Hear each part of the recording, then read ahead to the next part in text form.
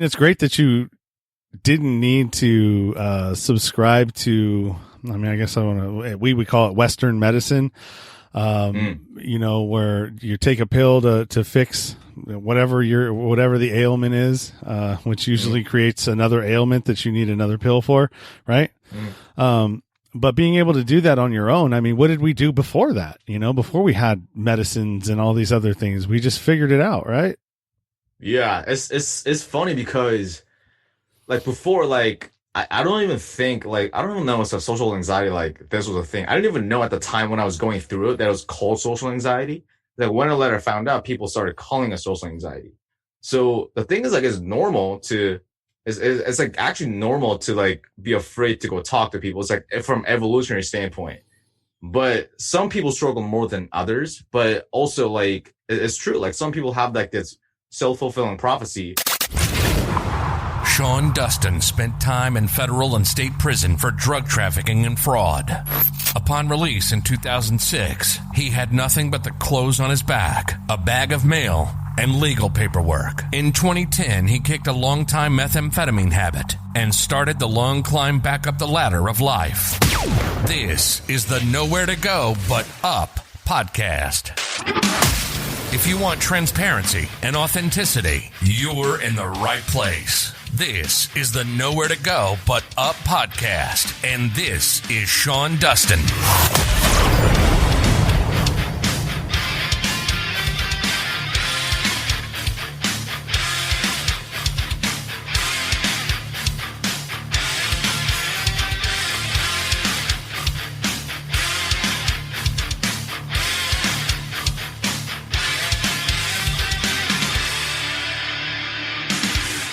This is the Nowhere to Go But Up podcast, and I'm your host, Sean Dustin. Today we are talking to Micheal Choi, and Brian answered one of my posts that I put out in Facebook land, and for bottoms and life struggles. And what Brian is struggled with is being social anxiety, socially awkward, not knowing how to deal with people, pretty much. And so we're here to talk about it. Brian, how are you? Doing good, man. Good seeing you. Yeah, you too. You too.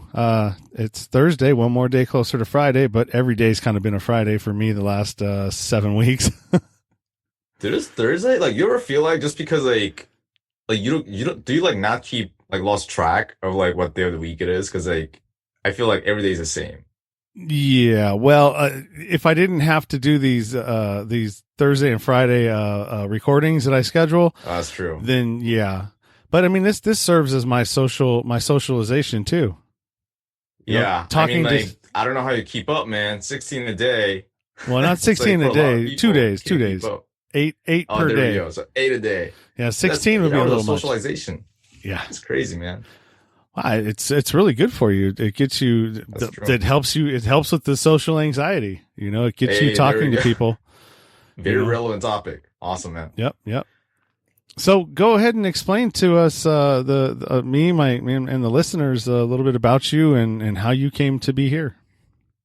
Awesome, man. So long story short is that, Sean, you know how like in school they're like the popular kids that get like all the attention from people? Mm-hmm. Yeah. So that was not me. So I was actually the opposite, and I was kind of off to the corners, and that's like a good way of putting it. But I just didn't know. I just couldn't figure out how to talk to people. It was kind of in my head all the time, and it was like, it got worse to a point where like just a mere thought of going up and talking to people or having conversations with people, I just like freaking out. I would have anxiety attacks in the middle of the street, one of the busiest street in Korea where I live, like hundreds of people walking by. It's like, imagine like Times Square, just having an anxiety attack in the middle of Times Square. And it got to a point where like, I had to figure something out because like, this is like killing me. Like, I can't talk to people. I can't meet people. I can't figure out what I want to do in my life. And it's becoming a major like roadblock and setback in my life. That's like losing out on a lot of major life opportunities. So I had to figure out a way. And it's crazy because a lot of people, they try to take prescription pills or go to psychotherapy or they do a lot of this stuff, but I didn't do any of that. Right. So I overcame social anxiety without prescription pills, psychotherapy, meditating, all that kind of stuff. And so super excited to talk to you about, because I know like some of the different hosts here, some of the guest speakers here, you talked about like mental health and all that kind of stuff, and really rising from rock bottom. So super excited to talk about that, man. Yeah, I mean, it's great that you didn't need to subscribe to, I mean, I guess we call it Western medicine, you know, where you take a pill to fix whatever the ailment is, which usually creates another ailment that you need another pill for, right? But being able to do that on your own, I mean, what did we do before that? You know, before we had medicines and all these other things, we just figured it out, right? Yeah, it's funny because like before, like I don't even think like I don't even know if social anxiety like this was a thing. I didn't even know at the time when I was going through it that it was called social anxiety. Like when I later found out, people started calling it social anxiety.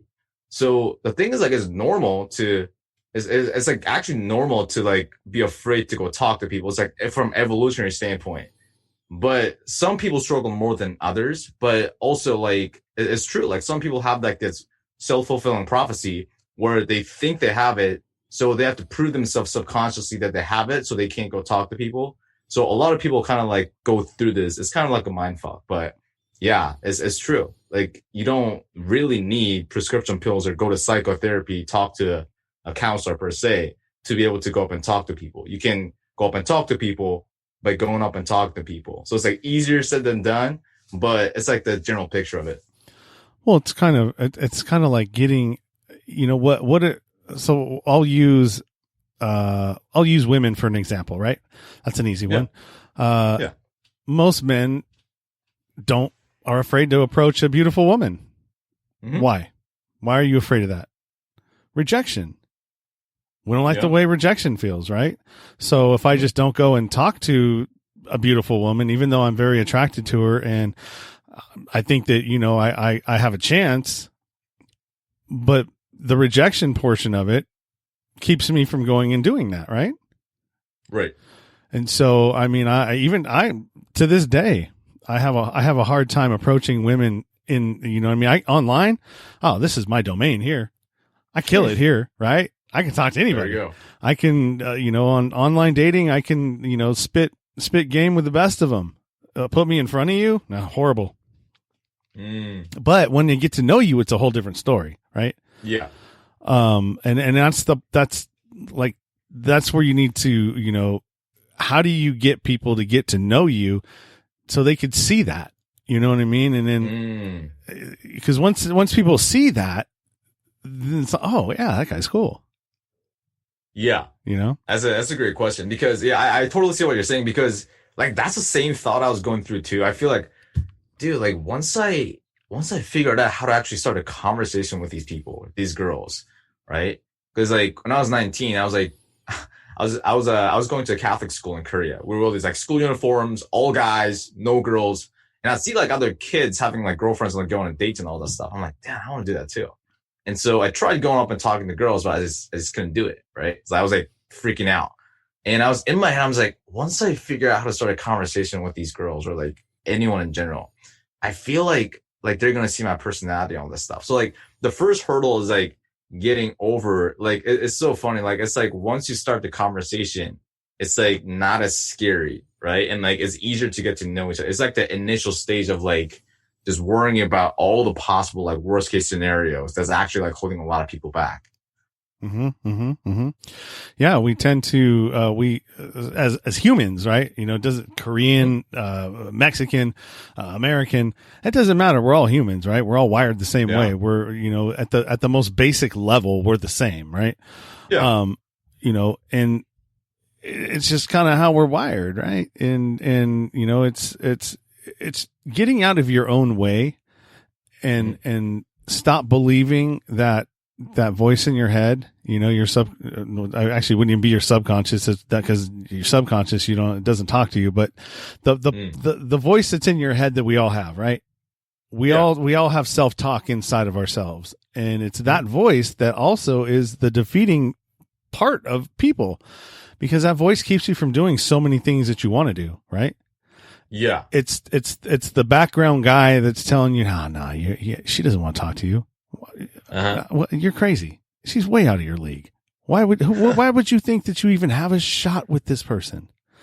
And then you just keep walking. Oh, never mind. You know? Yeah, I get you. It's like, because it's actually kind of normal, right? So because like we come from like cavemen back when like whenever, right? We're in cave, and like if we were to like go talk to strangers, aka people in different tribes, then we had the risk of getting stones and rocks thrown at us and possibly die, or get kicked out of our tribe and get mauled by a lion, right? So that's like simple way of putting it, but like that's like deeply injected into our DNA. And Tony Robbins says it all the time. We have a 2 million year old brain, and like that same thing, the same like the way our brains were wired is like the same way we think now. So it's kind of like irrational if you think about it, because like now, like, well, we're not, because we talk to a stranger doesn't mean we're going to get rocks thrown at us. Doesn't mean we're going to get mauled by a lion if you live in like a civilized country, which a lot of people do, right? And that's like a simple way of putting it. But a lot of times what happens is there's something called social conditioning. And a lot of guys, or a lot of people in general, they have like negative emotions associated to those kind of actions. So going up and talking to a stranger, going up and talking to a girl, because they see in movies or hear other people talk about it, or because of their previous experiences of not getting good reaction. Because a lot of people think that just saying one clever line, it's just going to have like the girl like fall in love with them. But that's just, I wish it worked that way. So like all we have to do is like study that one line, but that's just how it works, right? But because they'll get not like the best reaction that they hope for in their mind, now they associate that action of going up and talking to people to rejection, to fear, to all this kind of stuff. So that's kind of like what happens, you know? And so you figured you figured this out in yourself. So now, No, I mean, do you, oh, so you're still within this trying to figure it out, phase? I mean, like figuring out it's like, it feels like I'm not at the destination yet. Right. So of course, like I'm like nowhere close to where I'm be. Like amazing things have happened as a result of that, as a progress of that. But like, what I meant is like, I've had people helping, right? I've had mentors, and I've had, to get like live coaching, fly across the world, go to seminars, workshops, live coaching, just crazy stuff. So yeah, I didn't figure this stuff out on my own. I had to get help from other people. You know, I've had to pay thousands of dollars trying to figure it out, books, time, you know, and yeah, like I'm not at the end destination yet. It's like I'm still learning. If it's all about girls and the opposite sex, or is it everybody in general? So for me, like when I first started, my goal was to like go just get a girlfriend. That was my only goal. Like, so that's how I got started. I'm like, dude, I'm like 19 years old, virgin. I'm like, dude, I just want to meet girls. I want to get a girlfriend. That's all I wanted. Then it got to this whole world of like, oh, this is actually kind of fun, like understanding how humans operate. And so then it got me into the world of business networking and like driving through people's network. And like, we were able to do amazing things. Like we were able to host like charity events and, you know, help mental health organizations and like people who are recovering from domestic violence and anti-bullying. And I got to understand those kind of people. But right now what I'm doing is like helping introverted men really build and connect with people and create like a positive social environment around them. So a lot of people, like they want to do amazing things in their life. It's just that the people around them don't help them necessarily. And it's not that they make it, that's an excuse. It's just that like whenever they try to do something, it's like, oh, like I want to quit my job and start my business, or I want to get in shape. But people pull them down because it's like crabs in a bucket. So like have you heard of that phrase? Yep. Crabs in a bucket? Yeah, I actually go crab fishing, so I know what they do quite well. It's awesome, man. I didn't know if that was actually real or not. But like for anyone who doesn't know what it is, it's basically like when it's like, just imagine like these bunch of crabs in a bucket, and one crab tries to get out of the bucket, and all the other crabs like drag the crab down. It's like, where are you going? Like, stay in the bucket. So that's kind of what's happening with a lot of people. And I asked this to a lot of guys, and they say like, so how many people in your life actually like encourage your dreams or like your ambitions or plans? And they're like almost like no one. And that's like killing them, right? Or like they don't have anyone to talk about like entrepreneurship, business stuff they're interested in, so they feel lonely. So that's some of the stuff that I'm helping nowadays. Yeah, your parents are probably the worst ones that you want to talk to about stuff like that, because they already have a preconceived idea of what they want for you. Yeah. You know what I mean? Yeah, it's true. And especially in your culture, I can almost guarantee you, and it's not just yours. It's not just Asian cultures. It's, but it's very prevalent because the parents, you know, they come, especially the ones that come from, you know, other countries to America. You know, they feel like we've, you know, moved here to give you a better opportunity, and this is what you're going to do. You know, that we're here because we wanted better opportunities for you, you know, and I'm not saying that, I mean, that's just in general. I don't know. There's probably, you know, many opportunities in Korea. I don't know. I've never been there. You know, I know K-pop. There you go. But I don't ever listen to it. I never listened to it. I just know what it is, you know? So, I mean, I don't know. But what I do know is, you know, I sometimes I'm afraid to talk to women, but excuse me. But for the most part, it's a numbers game, right? Yeah. So if I go and I talk to 5 girls, right? Or not, it's a 10. If I talk to 10 girls, of those 10, I'm probably going to get at least 2 numbers, right? There you go. At least 2. And then maybe of those 2, I might be able to sleep with one of them, right? You know, because that's what my goal was. There you go. You know, that's a good conversion rate right there. Yeah, you know, and so you just play you play the numbers game, right? And businesses do it all the time. They're constantly playing numbers games. You know, the more people that you have contact with, let's put it in a business perspective, the more leads that you have and you go and talk to, you're going to get how many no's? No, we're not interested. No, we're not interested. But of like, you know, those 50 leads, that might equate to, you know, 2 customers. Yeah. You know, and it's the same thing. You just got to figure out a way not to be cheesy. Yeah. It's like, it's so funny because I first got into like this whole, like, I first got into this dating world, right? Learning about dating and talking to women. Then I got into the business world and I saw like such similarities. It's just insane, you know? And it's like in both cases though, it's like same thing happens. Like you got to add value to people. And with women, for example, there's like different ways. So when I say add value, a lot of people think that's kind of superficial. It's just money. But a lot of times it's like the non-materialistic, what you can't buy with money that's like more valuable to people. So for example, adding value to, for let's say you're at a bar or a club or whatever, right? So you can buy them a drink. That's like one way of adding value. Or you can invite them to your table. That's one way of adding value. I've done both of those. Or you can actually like build commonalities. You can like ask about them, like actually genuinely have interest in what they have to say. Like these are all different ways of adding value. In business, like you can send them like a free report, a free training video, or like a free product, like what have you, right? So like, it's so funny how of course, like the different intricacies, like female psychology are a little different from like business psychology, but like the general, like whole big picture is that, like people are people, you know what I mean? People are people and people want authenticity. Yeah. I mean, I think that's one of the reasons why my podcast is becoming, you know, kind of, I'm not going to say popular, but I mean, it's gaining traction because there we go. I'm authentic. You know, you can listen to any episode that I have and I'm telling you the truth about my life, even the bad stuff. It's mostly the bad stuff. I mean, I got good stuff too, but I mean, you know, people's real lives are not highlight reels.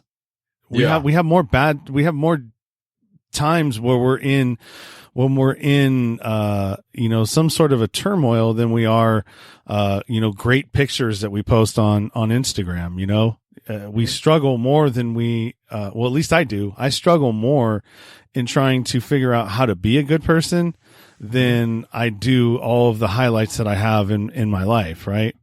And, you know, and I think it's the same thing. Kind of went off track there a little bit. Sorry. No, I feel it, but like, I feel it. Cause like Sean, like the thing I love about your podcast is like, I've been on other shows as well. And those are great. Right. But I think like a good way of saying is like they only try to show the highlight reel, and it's like that's great. I learned from what they say, and like I love some of them, but it's like hard time relating with that because like are you even a human? Like and it's like I kind of get like what they're trying to say, or like Instagram for example. Like I understand that social platform is meant for highlights. Like Instagram, it's kind of like when you see like LeBron James highlight, right? They're only going to show the shots that he makes. And only the dunks and like the blocks that he's doing. Like they're not gonna show the highlight where like he's missing all the shots, right? So I get like the place of that, and like there's a place and time for that. But like the thing I love about your show is that like you're showing your failures, it's showing like the tough times, your tough times, and like other people's tough times, and people listen to that. It's like, oh, like it's like actually, like it's like almost like sitting down in a bonfire and just like sitting down with your neighbors or something like that, going to camp and like roasting some marshmallows and talking about like rock bottom moments and like how you overcame that. It's like, I think that's like the most fascinating thing. Well, that's what we used to do, right? As in tribes. How did you learn, you know, from your tribe when somebody ate the wrong thing and got sick? You know, you usually sat around a fire, or, you know, you're in a group, setting somehow, and, you know, you learn from other people's mistakes, right? Mm-hmm. Well, there we go. Nowadays, I mean, I don't think that we necessarily learn from other people's mistakes. It's really hard, at least for myself. It's hard for me to listen to somebody's story and not so much that it's that we have to go through it in order to understand it, to be able to overcome it and move on from it. Right. So true. It's good to have the seeds of other people's stories in our head, and maybe that we resonate with, because it makes us feel like, okay, well, I'm struggling with that too, so I'm not alone. And this is how they got through it. So let me see if I can apply some of it to my own life. Right. But some of these things, you're just going to have to go through it to get to the other side, you know? Absolutely. And like, I love that, because a lot of times we feel like our problems are so personal, right? Mm-hmm. We think that it's like so unique. It's like, oh God, why do I have to go through this? Like, no one else is going through this. But like, there's like, 7-8 billion people in the world, and there's only like one person, another person. So like one of my mentors, when I was like getting into self-help, like what he would always say is like, the more personal the problem feels, the more universal it is. Mm-hmm. So what I felt was like, God, like, why can't I just talk to people like a normal human being? Why am I running out of things to say? Why do I feel awkward all the time? Like, I feel like everyone else just has like their shit together. What I later found out was that like there's so many people who are running out of things to say. Like, and I talked to like a lot of guys, like struggling with the same problem. And there's like, you see the same pattern over and over and over again. Like, they're stuck in their head. They're running out of things to say. They don't have supportive people around. It's like the same thing. It's just like, so if you're listening to this right now and you feel like you're in this alone, it's like, no, like the chances are you're not. You just haven't seen it yet. So once you see like, you know, like people who are on the show, like just listen to it and like, oh, like they've gone through something similar. They overcame it. And like, it gives you actual proof, not just motivation. That's cool too, but like actual data, like logically, like, oh, like that person, just like me, went through the same thing and overcame it. If I do that, maybe I can do it too. So it's like you said, like you can see proof. So now you got to actually like go through and like overcome it yourself. And you may not overcome it the first time you try, but as long as you're still in the, you know what I mean? It's in the forefront of things that you want to take care of and fix.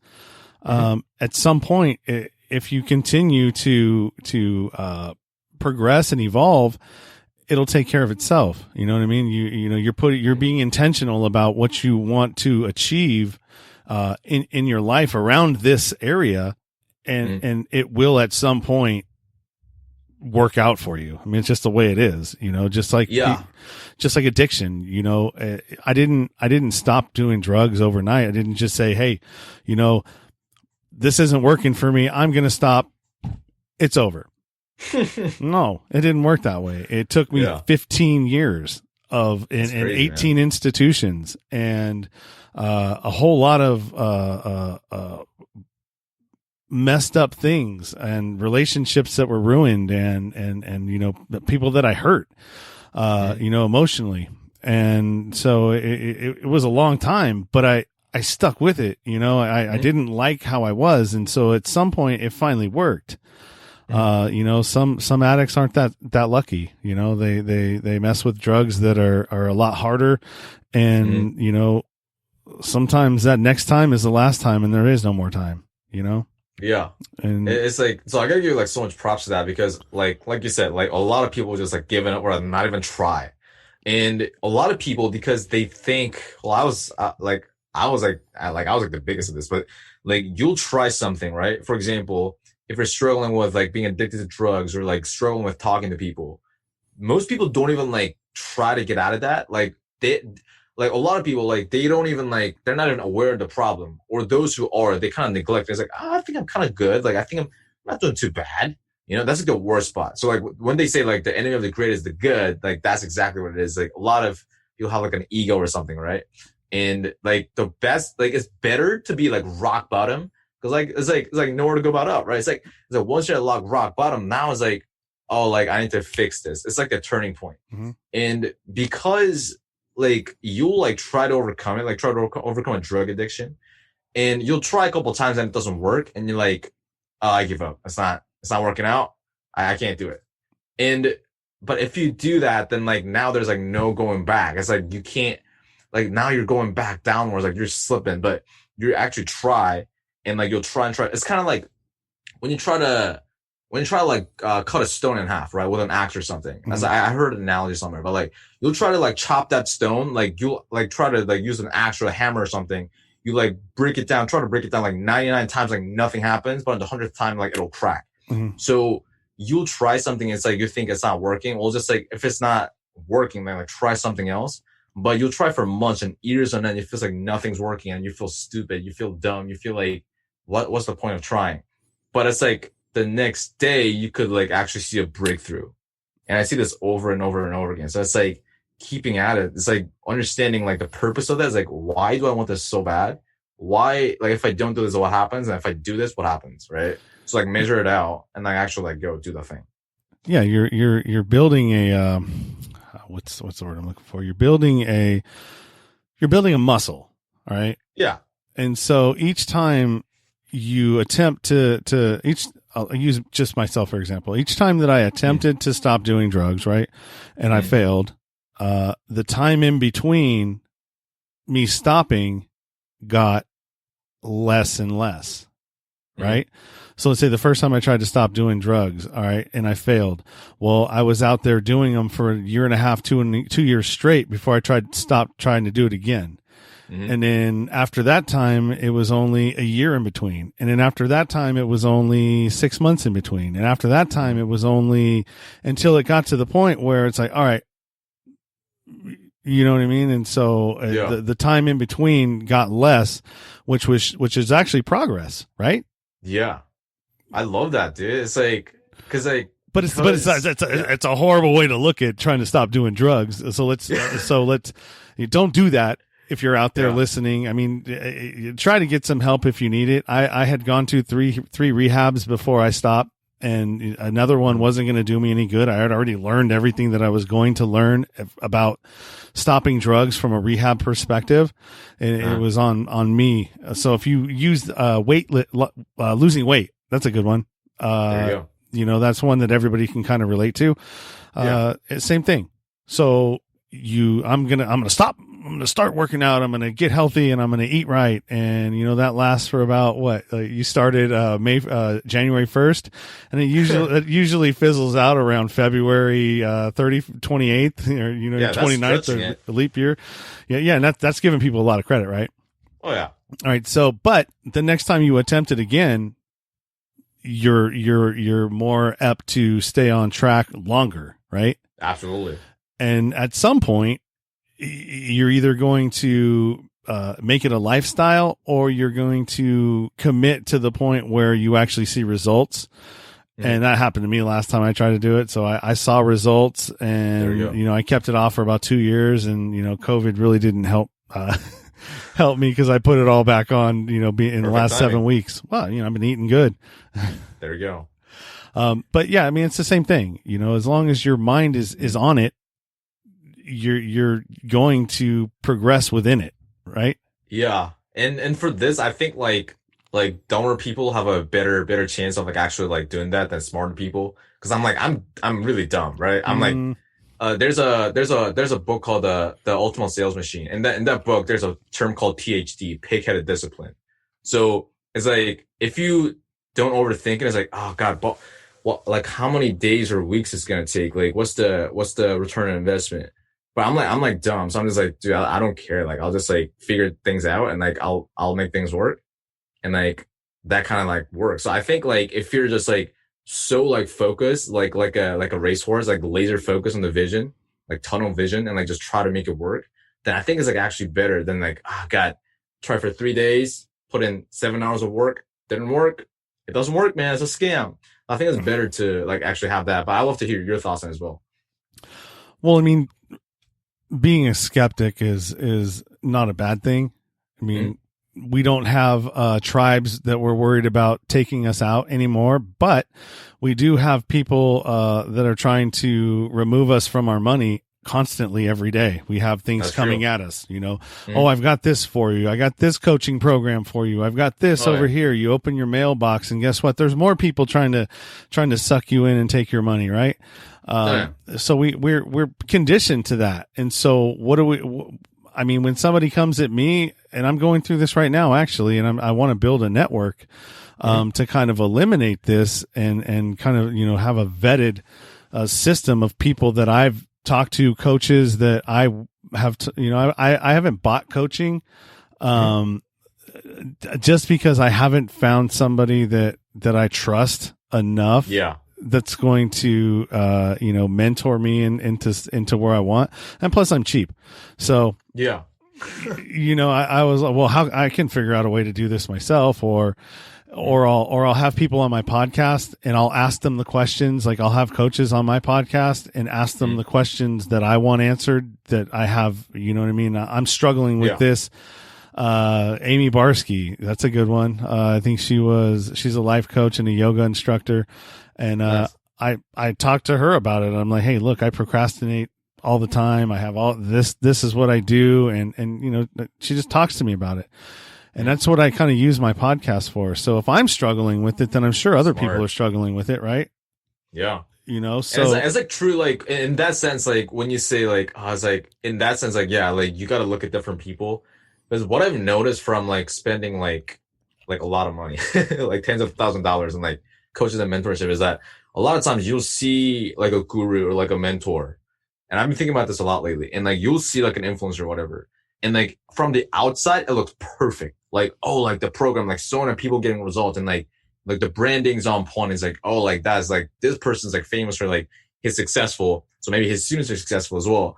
But what I've noticed is like, that's not always the case. And I've gone through like really famous people's programs and like you get in the inside and you see like the dirty truth, like behind the curtains. And it's like, oh, like people are not getting results. I didn't know this was happening. So it's like you should like, if you're like paying for coaches or whatever, it's kind of a side tangent, but like you should like find out their dirtiest sides first. So like, of course, like see proof, not just going on the Reddit forum and like see people gossiping, but like actual like data and proof that like if this is working or not.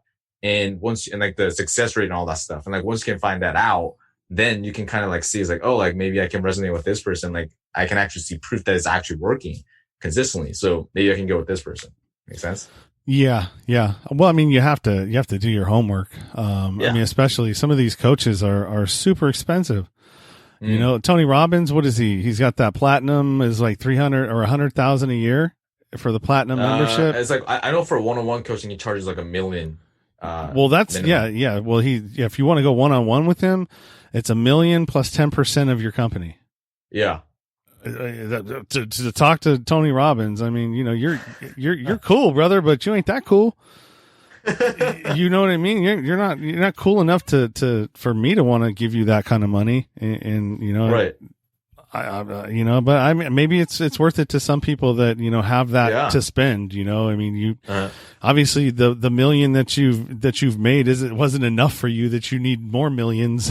That you're willing to just drop a $1 million on just being able to talk and have someone coach you. I mean, I don't know. I don't understand it. So I've been taught, I'm struggling with it. It's something I'm struggling with, because I know that mentorship cuts out a lot of the steps, right? Because these people have already done it. And so really that's what you're paying for. You're paying for their expertise in eliminating some of the steps that you don't have to go through, in order to wherever it is you're trying to take your business, your life, whatever. Absolutely. And so, I mean, I guess my hack is trying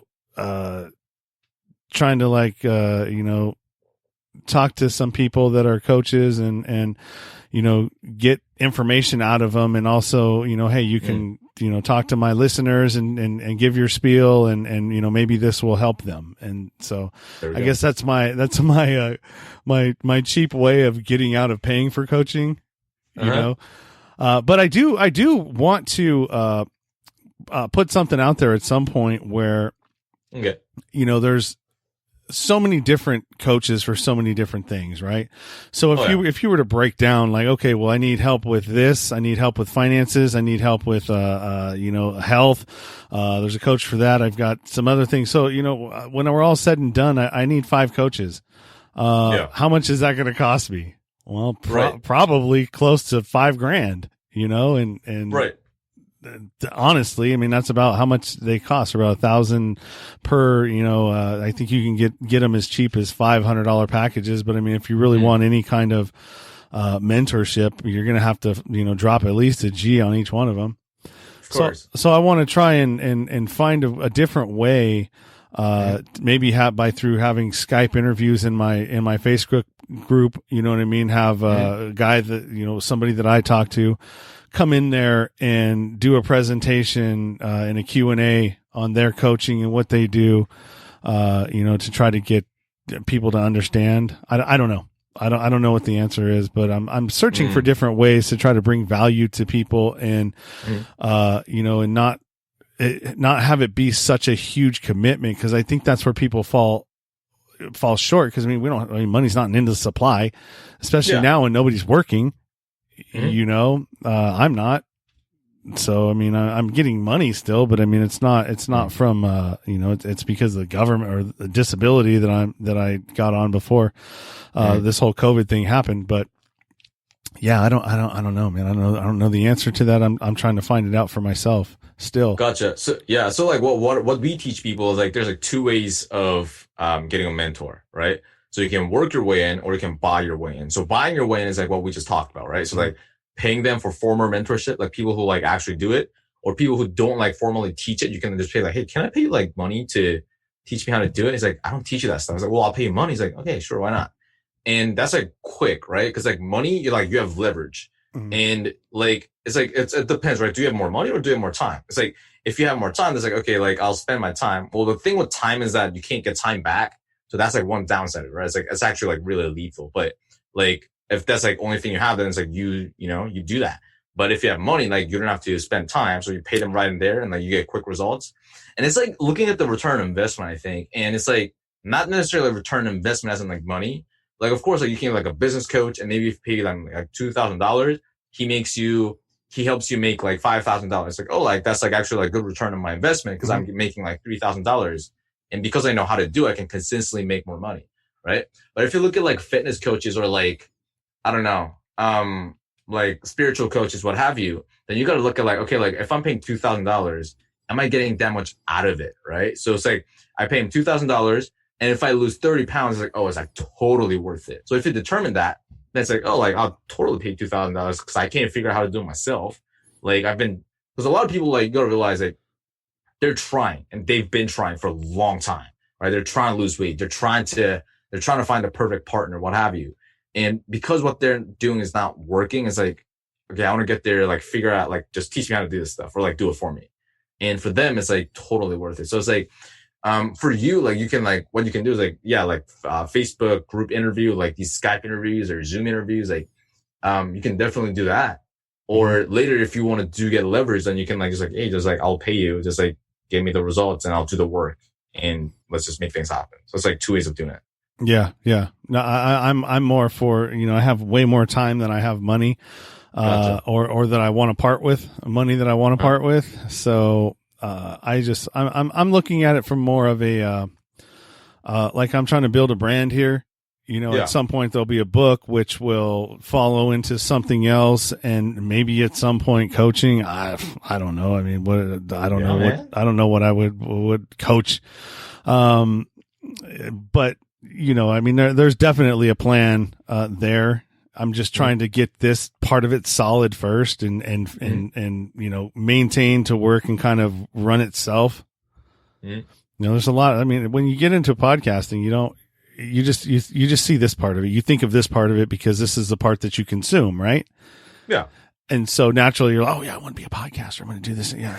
and then you go through all of the motions, and then now you've started a show, and it's like, okay, you start realizing that, oh, the editing process takes a while. Oh, this is taking a while. Oh, you're 8 hours in and you still haven't got a episode yet to launch, right? Cause you're in the process of building it, oh, I got to have an intro. Oh, I got to have an outro. The music. Oh, where am I going to get that? Cause I can't use anybody else's because I'm going to get, if I have it on YouTube, I'm going to get flagged and I won't be able to get monetized if that actually ever happens. If I get enough views, right? And so there's all these things that you don't know. And, part of a business, the great thing about starting your own or doing your own business from the ground up is that you learn these things. And so now you know them, right? Yeah. Versus having to pay somebody to show me how to do a podcast. Well, you're showing me, but if I'm not going through it, I'm not learning it. Right. Mm-hmm. And you're able to, it's like both, right? It's like, it's still true. Like, so one of my first ever business mentors, what he would tell me is like, you need to go through a paradigm in order to understand it. So paradigm is like an idea or like a concept, right? So you need to go through it in order to understand it. A lot of people will tell you money doesn't make you happy, but you don't know if money will make you happy or not until you actually do the thing. Or like they'll say just sleeping with a bunch of women will make you happy. Or well, go through it, then realize if you like it or not, or if it makes you happy or not. But you can't just like mentally masturbate and just think like, and like, it's like, I'm just talking to like anyone in general, right? It's like, you can't just think like, well, like what people say, like, people I see on the news, people who are making money, they're not happy. I'm not going to make a lot of money. Well, they're also not showing people who are broke who are not happy. So like, you need to go through it in order to understand it. And it's so true what you say about actually doing the thing to understand it. Because like when I started my first YouTube channel too, I was like, on the surface, like, oh, YouTubers, like, it's so cool talking to the camera, getting the views in the comments, right? But the podcast, they look so cool. Like, Joe Rogan, like, those guys look so fun. But you actually go through the process, like, oh, like, now you got to get on interviews with people. Now you got to send emails. Now you got to record it. Now you got to edit it on Audacity. You got to make the show notes. Like, yeah, like, you got to go through the process to actually like understand, like, oh, like, it's kind of like how everyone wants to be a rock star, but they don't want to show up to like practice and like band practice. Yeah. So here's a funny thing. Yeah. When you're looking for a co-host, and I've tried to get one before, I have one now, right? And who's actually a podcaster, which makes it better because they understand, like somebody that has their own show understands everything that goes in it. All right. Yeah. So if you try to get a co-host of somebody who doesn't have a show and doesn't understand, hasn't gone through any of that, that's really what they want to do. Oh, I just want to show up and record, and that's it. All right, I'm done. And it's like, whoa, wait a minute. And then, no, there's more to this. Come on, I didn't bring you here just so you could. I need help. You know what I mean? That's part of the deal. You want to come and co-host. Well, you're going to have to share some of the load. I'm going to teach you how to do this. I'm going to teach you how to do that. And in return, I want your labor, right? Yeah. Because I'm having a hard time keeping up. And so I'm willing to teach you everything I know, but in return, you're going to have to give me some of your time, and then I'll let you go, because once you've learned it, I want you to go out and do it yourself. But if you want to stay, you can stay, right? Yeah. But I would want to teach somebody how to be the best at it that they possibly could through what I know. And, that's just kind of how it works. And with the co-host thing, I mean, that's exactly what it is. People want to show up, and that, the people that don't understand it want to just show up and talk and then go and be done. Mm-hmm. Oh, well, you're not paying me anything. Okay. Well, I'm not getting paid. What am I going to pay you if I'm not getting paid? It's costing me to do this. Right now it is. Yeah. So it's like, yeah, like on the outside, it looks so glorious, and like people think it's easy, or like they only look at the flashy side, right? So like people want to start a business and make a lot of money and like have freedom and like live the laptop lifestyle, have the orange Lambo, have the mansion, but like they don't think about like putting your fucking head down and just like in front of your laptop, just like in the beginning, just like trying to bang your head against the wall, trying to figure this stuff out. Like they don't like see like the nitty gritty, the dirty part, the dirty work. They don't see, right? They don't, because on, like we said, like going back to what I talked about before, like on Instagram, they only show the highlights. Like on YouTube, they only show the shots made, not LeBron putting up, getting up at, Kobe and LeBron getting up at 4 or 5 in the morning, putting shots up, doing ice baths, doing like going to chiropractors and like getting their back adjusted. Like they don't show that stuff because, like it's boring to people, and I get it, right? So that's why it's important to like, like actually like go through it. As like now you're like, oh, it's not as easy and glorious as I thought. So you learn by doing that way as well. That's why you have so many podcasts out there. I mean, yeah, you may have 1 million or 900,000 to 1 million podcasts that have started, but maybe of those you have 300,000 to 400,000 that are actually active and continuing to put content out there on a consistent basis, right? And to your point of, oh man, I had something right on my tip of my tongue, man, and I went over to this direction and it just went. What was it going to be? It doesn't matter. Okay. So yeah, it's a tough road. Oh, here it was.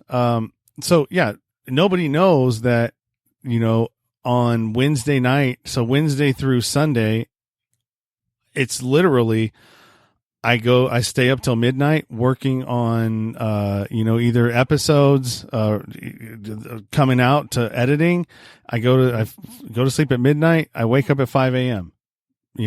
Tuesday or Thursday and Friday, I usually have my days booked up until 5 or 6 o'clock.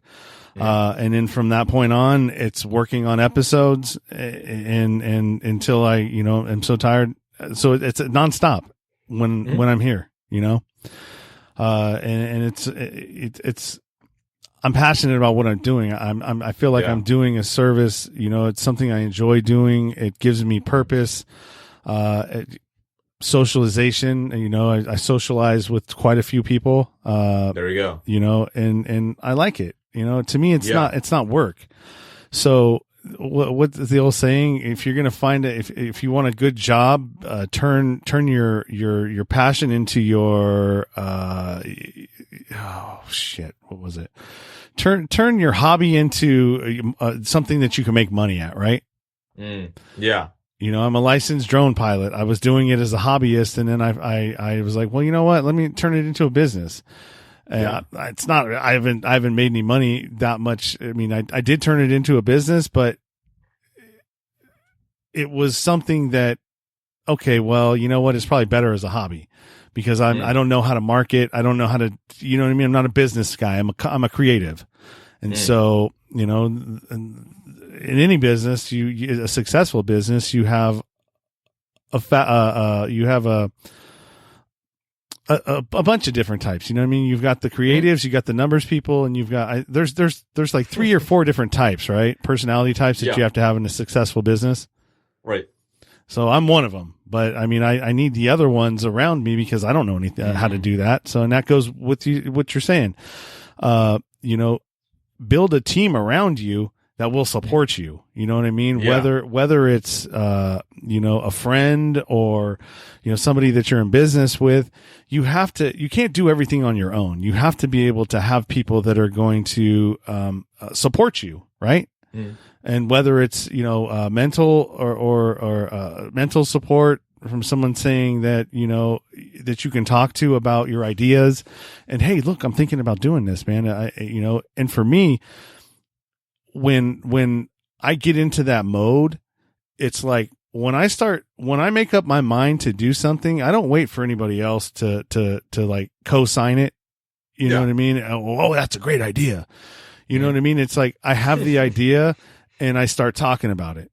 Yeah. And if I talk to the same person about it more than 3 times and 9 times out of 10, then that's going to go through. I'm going to see it through to completion because you talk about it. It's on your mind. Every time, everything you're thinking about is revolving around it.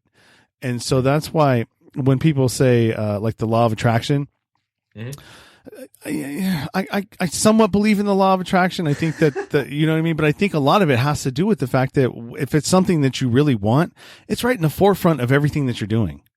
Yeah, it's so true. So have you heard of the RAS, reticular activation system? Mm. So it's like a part of our brain where like you think about something and like that's all you see. So it's like the part of the brain. It's like you think about buying like a Lambo or like you think about buying a Rolex and you walk down the street and all you see is like people wearing Rolex. Yeah, And you're yeah. freaking out because, dude, like last week, like no one was wearing Rolex. That would have happened. That's the same neighborhood.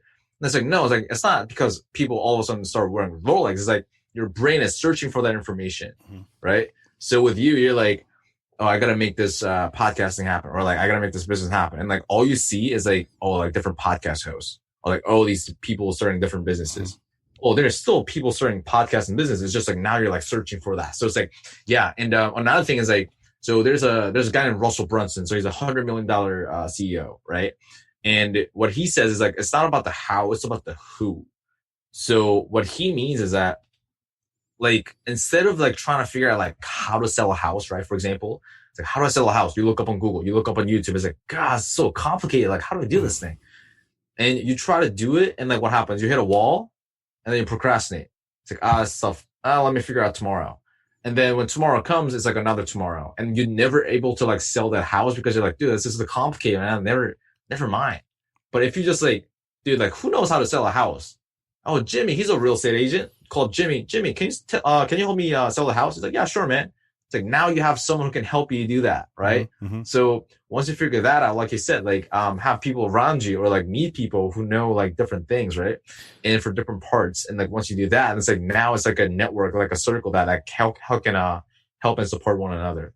Yeah, yeah, for sure. And then also when you have that in your mind all the time, you're more open and receptive to things that are within that space, right? So, in opportunities that are coming by, because before you wouldn't even have noticed an opportunity that's in that space because you weren't in that space. And so now it's like you're hyper aware of everything that's in the space that you're trying to get to. And so opportunities and people that, you're listening to conversations, you're watching threads, you know what I mean? And so you're engaging in it because you want to know more, right? And through knowing more, opportunities arise. Oh, I can go over here and I can be on this person's podcast, and that's going to, that'll lead me over to here. So, I mean, it's just about awareness and receiving, right? Yeah. And it's so true because like you said, right?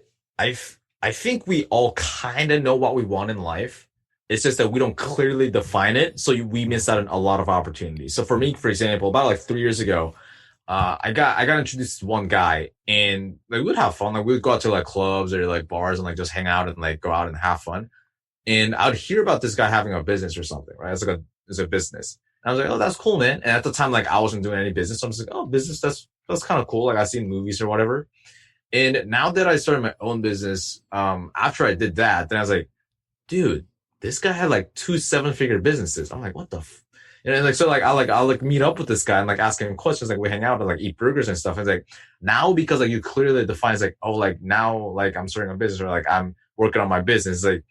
Like I got to meet these people. So like, if you can't like clearly define it or like you don't define it, then like you're going to miss out on so many opportunities, which is why it's so important to clearly define and like reverse engineer the whole process. That's a good point. You can do that with anything though.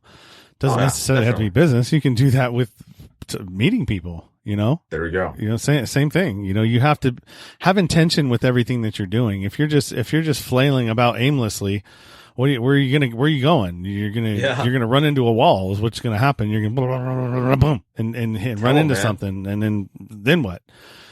So when you have clear, I mean, that's why a vision board is kind of a good thing, because it actually it puts intention and attention on what it is that you're trying to accomplish, right?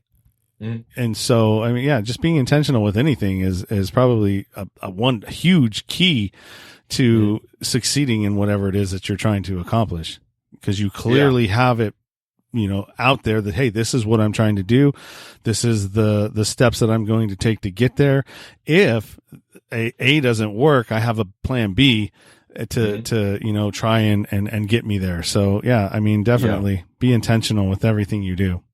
Yeah, exactly. And people kind of like think as vision boards are corny and this stuff. I thought that too until you actually do it, and like now that's like all you're thinking about. So for example, what I did was like so in Korea there's a tower called like Namsan Tower, right? And like in that tower it's basically like one of those like the what's that needle in Seattle? What's that called? Oh, the is it Space Needle? Space Needle. I think that's what it is. So it kind of looks like that. It's like a huge touristy spot, right? And like all the tourists go there, and like in Korea, like couples go there, and like there's something called a love lock. I think in Paris they have this too.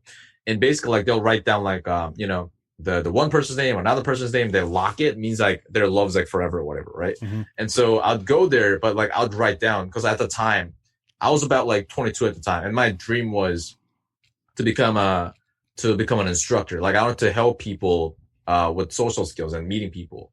So I'm like, I wrote down the love lock. I went there by myself. It was like a rainy day with my umbrella. I wrote down, so instructor by 24, as in like by I'm 24 years old. At the time I was 22. I locked it. And it's funny because like a few days later, like I didn't realize this, but I had to go serve in the Korean military for about like almost like 2 years, not quite 2 full years, but like almost like 1.5 to 2 years. I was like, dude, this is never going to happen. Like, this is never going to happen. And what's funny was like, I got out of the military and like, so I'm not 24 yet. And like, I became an instructor. It's nuts, man. Once you figure this out, like, I completely like forgot about the whole thing until like, I thought about it like yesterday or like a few days ago. I'm like, oh my God, like it did happen. That's insane. Mm-hmm. So that's why like, it's so important to like define what you want, because if I didn't like wrote down 24, then like, I don't know when I would have been able to do it. Cause I'm like 24.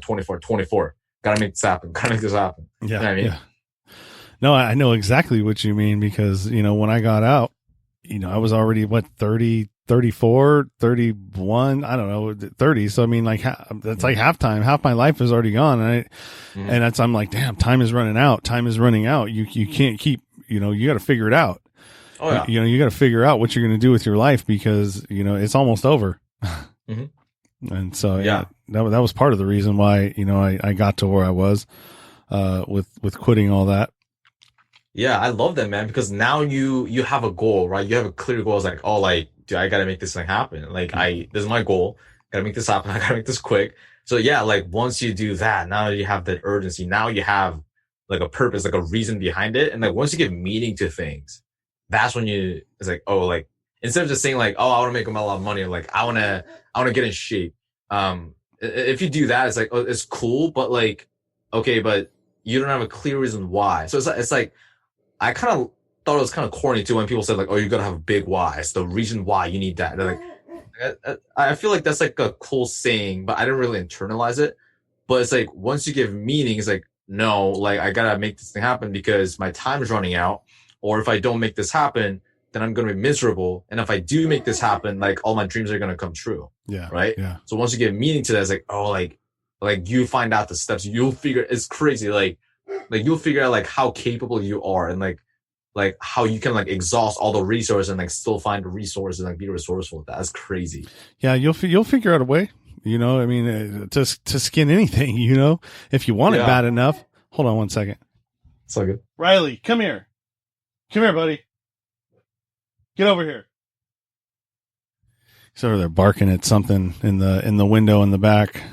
He wants to get in on this too. Co-host. Lay down, buddy. Yeah, so it's better to have him right there than barking at something, making noise.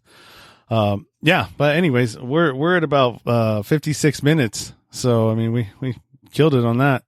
I went by quick. Cool, man. Well, good conversations always go by fast, right? Oh yeah. So is there anything you want to plug for yourself, your spaces, places, anywhere that, you want people to be able to find you? You said you got a YouTube channel.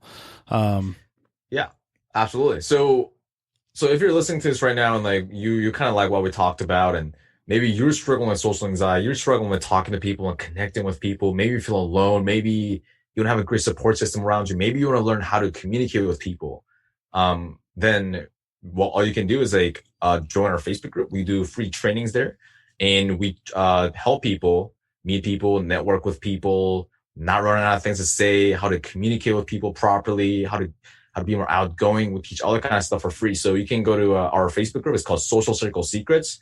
social skills and networking systems. And I'm sure we can like link it down in the show notes. And yeah, you can, happy to have you. Just say like, Sean sent you, and yeah, we'll take care of you. We'll be happy to have you.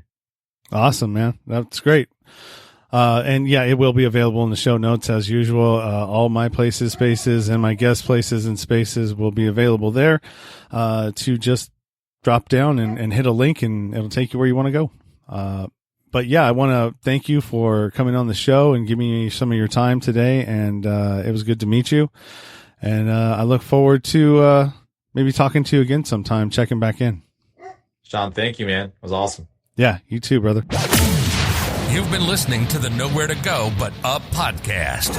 Sean is a single dad, a union blue-collar guy, and he spent time in federal and state prison for drug trafficking and fraud. When he was released from prison in 2006, all he had was the clothes on his back, a bag of mail, and some paperwork. Since then, he's turned his life around and shares the struggles and successes on this podcast. We hope you enjoyed the show, and we hope you were moved. To connect to the show, book a guest spot. For merch, Patreon, PayPal, and social media links, go to linktr.ee/nowhere to go but up. On Instagram at Nowhere to Go But Up Now. On Twitter at But Up Now. On the YouTube channel at Nowhere to Go But Up Podcast. See you next time.